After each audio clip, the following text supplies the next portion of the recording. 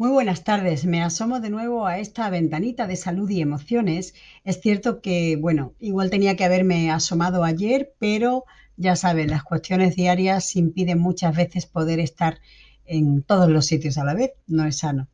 Hoy me gustaría desgranar un nudito, desenredar un nudito que seguramente muchos de vosotros tenéis ahí o que en algún momento os habéis encontrado o que probablemente os han preguntado. Y es qué ocurre o cómo debemos actuar cuando diagnostican una enfermedad autoinmune a un adolescente, a un niño, a un preadolescente o a un adolescente. Parece que eso es mucho más, no grave, pero sí mucho más complicado de digerir, de tratar, de asumir y de vivir en el día a día que cuando le diagnostican algo similar a un adulto. Y efectivamente, emocionalmente hay diferencias, porque en la niñez, la preadolescencia o la adolescencia se está formando la personalidad del adulto. Y hay veces que ese mazazo de un diagnóstico crónico no se digiere con facilidad y eso afecta a todo el núcleo familiar y, por supuesto, a las emociones y a la inteligencia emocional, valga la redundancia, de esa persona, de ese niño, adolescente o preadolescente al que se le diagnostica la enfermedad. ¿Qué debemos hacer? ¿Cómo debemos actuar o qué es lo que mejor podemos sugerir a ese paciente, a esa persona recién diagnosticada y cómo actuar también si es algo directo hacia nosotros? Tu hija, tu hijo, tu sobrina, tu sobrino. ¿Qué hacer? Nosotros como adultos, ¿qué papel jugamos? Pues un papel muy importante, porque el adolescente, esa persona a la que se le acaba de diagnosticar algo autoinmune, debe saber que esa enfermedad va a ser crónica, va a ser para siempre, de momento, hasta que la investigación y la medicina no avance hacia otros derroteros. De momento, por ejemplo, mi enfermedad, un lupus eritematoso sistémico o cualquier otra enfermedad crónica autoinmune son para toda la vida.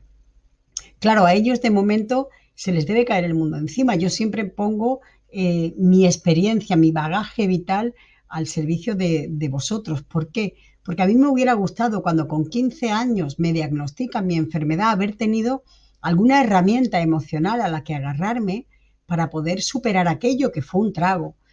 ¿Qué tenemos o qué debemos hacer? Pues muy sencillo, entre comillas. Intentar hablar todo lo posible con ese adolescente, con esa persona que no ha encajado el diagnóstico todavía y que le va a costar unos meses volver a esa normalidad.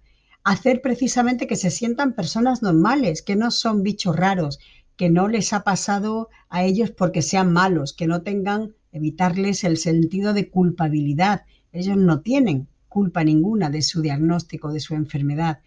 Intentar también quitarle un poquito de importancia o de gravedad al diagnóstico, hablar mucho con ellos, conocer la enfermedad al 100%, eso vale igual para adolescentes como para adultos, conocer muy bien esa enfermedad porque no hay dos enfermedades iguales, ya que no hay dos pacientes iguales.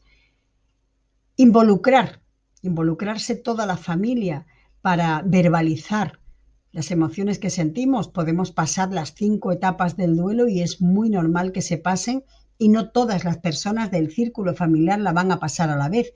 No todas van a estar en el mismo punto del camino. Centrar nuestra atención en el enfermo, en el paciente, en la persona diagnosticada, pero sin olvidarnos del entorno.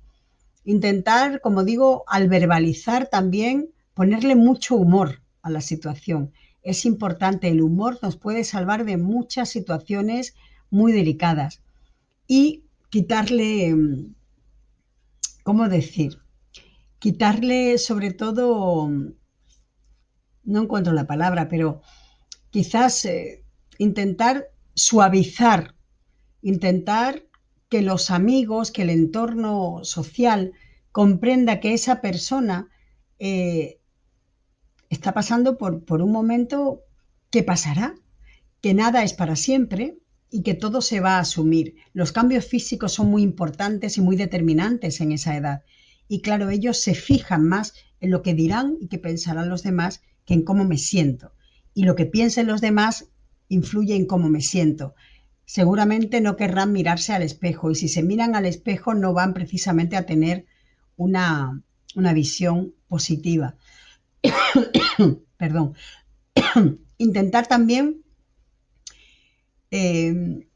no comparar, pero sí poner ejemplos reales para que esa persona se vea reflejada en otras, que no se sienta única, especial, diferente.